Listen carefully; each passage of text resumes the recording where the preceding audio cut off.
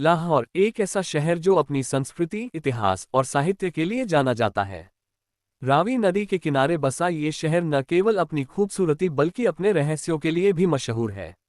ऐसी ही एक कहानी है प्रेत हवेली की, जो पुराने लाहौर की तंग गलियों में छिपी एक प्राचीन हवेली के इर्द गिर्द घूमती है। ये कहानी साहस, विश्वास और अतीत के रहस्यों को उजागर करने की है। सन 2025 की गर्मियों की एक शाम, जब सूरज रावी नदी के पीछे डूब रहा था, तब अली, एक 28 वर्षीय पत्रकार, लाहौर की पुरानी गलियों में भटक रहा था। अली एक स्वतंत्र पत्रकार था जो अपने ब्लॉग के लिए अनसुनी कहानियों की खोज करता था। उसने सुना था कि अनारकली बाजार के पास एक पुरानी हवेली है जिसे लोग प्रेत हवेली कहते हैं। कहा जाता था कि इस हवेली में रात के समय अजीबोगरीब आवाजें सुनाई देती हैं, कभी किसी के रोने की, कभी घुंघरुओं की और कभी हंसी की। कोई भी वहां रात बिताने की हिम्मत नहीं करता था। अली को ये कहानी महज अफवाह लगी। वह सोचता था कि हर डरावनी कहानी के पीछे कोई तार्किक कारण होता है। उसने ठान लिया कि वह इस हवेली का रहस्य खोलेगा। अपने कैमरे और नोटपैड के साथ वो उस हवेली की ओर बढ़ा। हवेली की दीवारें जर्जर थीं और उसका मुख्य द्वार लकड़ी का था, जो समय के साथ खराब हो चुका था। द्वार पर एक पुराना ताला लटक रहा था, जो आसानी से खुल गया। अंदर का दृश्य और भी रहस्यमय था। हवेली के आंगन में एक सूखा हुआ फव्वारा था और चारों ओर धूल और मकरजाल बिखरे थे। दीवारों पर पुरानी पेंटिंग्स थीं, जिनमें से एक में एक सुंदर महिला की तस्वीर थी जिसकी आंखें अली को घूर रही थीं। अली ने उस तस्वीर को अपने कैमरे में कैद किया और आगे बढ़ा। रात गहराने लगी थी। अली ने हवेली के एक कमरे में अपना सामान रखा और अपने रिकॉर्डर को चालू किया। वह हर आवाज को रिकॉर्ड करना चाहता था। जैसे ही घड़ी ने रात के 12 बजे का समय दिखाया, हवेली में एक अजीब सन्नाटा छा गया।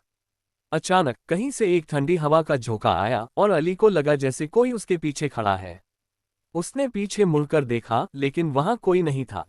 तभी दूर से घुंघरुओं की आवाज आई। अली का दिल जोर से नींद हुआ, सिस्टम से धड़कने लगा। वह आवाज की दिशा में बढ़ा, लेकिन हवेली की गलियारियां भूल भुलैया की तरह थीं। आवाज कभी पास कभी दूर लगती थी।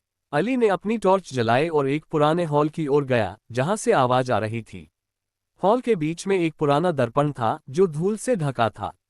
जैसे ही उसने दर्पण को साफ किया, उसमें एक परछाई दिखी, एक महिला की, जिसके चेहरे पर दर्द भरा भाव था। अली ने पीछे हटते हुए कहा, कौन हो तुम? लेकिन परछाई गायब हो गई। उस रात अली को और कोई अनुभव नहीं हुआ, लेकिन नींद उसकी आंखों से कोसों दूर थी। अगले दिन अली ने स्थानीय लोगों से हवेली के बारे में पूछा। एक बुजुर्ग दुकानदार ने बताया कि यह हवेली कभी एक मशहूर तवायफ रमिया बाई की थी, जो 200 साल पहले रहस्यमय तरीके से मर गई थी। लोग कहते थे कि उसकी आत्मा हवेली में भटकती है क्योंकि उसका अंतिम संस्कार नहीं हुआ था। अली को ये कहानी अंधविश्वास लगी, लेकिन वह और जानना चाहता था।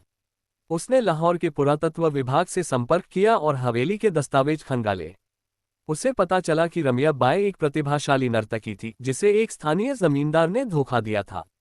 उसकी हत्या कर दी गई थी और उसका शव हवेली के तहखाने में छिपा दिया गया था। अली ने फैसला किया कि वह तहखाने की खोज करेगा। अली ने हवेली के तहखाने का रास्ता ढूंढ लिया। वहां अंधेरा और सन्नाटा था। तहखाने में उसे एक पुराना संदूक मिला जिसमें कुछ हड्डियां और एक सोने का हार था। अली को यकीन हो गया कि ये रमिया बाई की हड्डियां थीं। उसने तुरंत पुलिस और पुरातत्व विभाग को सूचित किया। पुलिस ने हड्डियों को फोरेंसिक जांच के लिए भेजा और पुरातत्व विभाग ने हवेली को संरक्षित करने का फैसला किया। अली ने रमिया बाई की कहानी अपने ब्लॉग पर प्रकाशित की, जिसे लाखों लोगों ने पढ़ा।